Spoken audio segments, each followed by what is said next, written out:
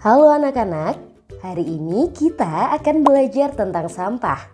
Ada yang tahu dari mana asalnya sampah? Dari makanan, Bu. Bekas bungkusnya akan menjadi sampah.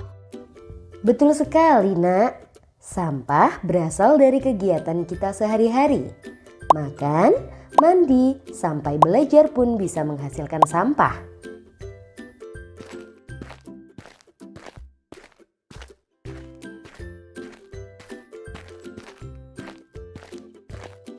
Coba lihat, di pojok sana ada banyak sampah. Baunya busuk dan dihinggapi banyak lalat.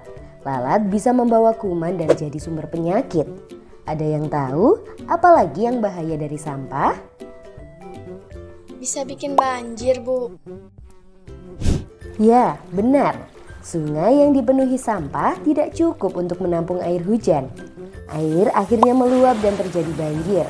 Sampah juga bikin air sungai jadi tercemar. Tidak bisa lagi dipakai untuk minum atau mandi. Ikan-ikan di dalamnya juga ikut mati. Kalau sampahnya dikubur dalam tanah, apakah masih berbahaya, Bu? Sampah itu akan mencemari tanah. Tanah jadi tidak subur sehingga tanaman tidak bisa tumbuh.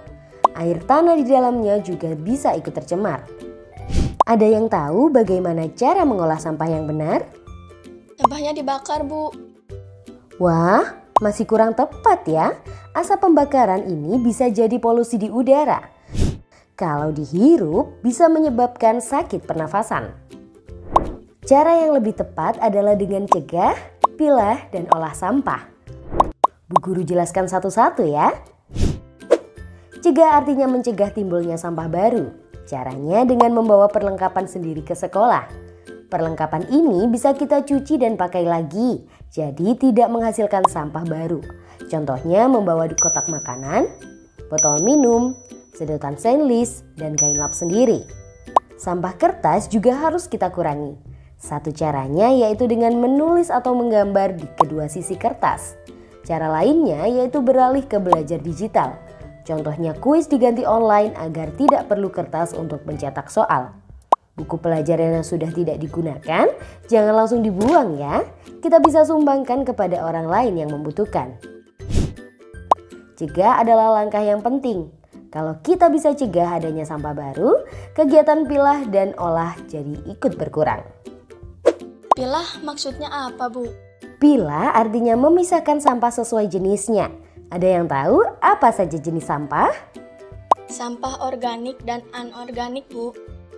Benar, sampah organik itu mudah hancur dan membusuk.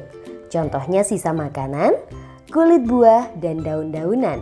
Kebalikannya, sampah anorganik sangat sulit hancur, bahkan butuh ratusan sampai ribuan tahun. Contohnya plastik, styrofoam, kaleng, dan kaca. Tapi ada satu jenis sampah lagi loh, jenis sampah berbahaya dan beracun atau sampah B3. Contohnya baterai, kabel, dan bekas alat elektronik. Lalu bagaimana cara memilah sampah di sekolah? Caranya dengan membedakan tempat untuk setiap jenis sampah. Misalnya tong warna hijau untuk sampah organik, tong warna kuning untuk sampah anorganik guna ulang seperti plastik, kaca, kaleng. Dan tong warna biru untuk sampah anorganik daur ulang yang berbahan kertas. Sedangkan tong warna merah untuk sampah B3. Supaya mudah dibedakan, kita juga bisa tambahkan gambar contoh sampahnya di tong. Jadi buang sampah harus di tempat yang sesuai ya. Jangan membuang sampah di mana-mana. Jagalah kebersihan di lingkunganmu. Sampah di rumahmu, sampah di halaman. Sapu dan bersihkan, taruh di tempatnya. Sapu dan bersihkan, taruh di tempatnya. Bu Guru, kenapa sampah harus dipisahkan seperti itu? Sampah yang sudah dipisah akan lebih mudah untuk diolah. Olah artinya mengubah sampah jadi benda yang bermanfaat. Sampah organik bisa dijadikan pupuk kompos. Sampah kaleng bisa diubah menjadi tempat pensil, vas bunga, dan celengan. Sampah kertas bisa didaur ulang menjadi kertas baru atau dijadikan bahan kerajinan. Sampah plastik bisa dibuat menjadi ekobrik. Ekobrik itu maksudnya apa, Bu? Ecobrik itu botol plastik yang diisi dengan plastik-plastik sampai penuh dan padat. Karena terbuat dari plastik, Ecobrik itu anti air dan awet. Ecobrik kemudian bisa disusun untuk membuat benda lain, contohnya kursi atau meja.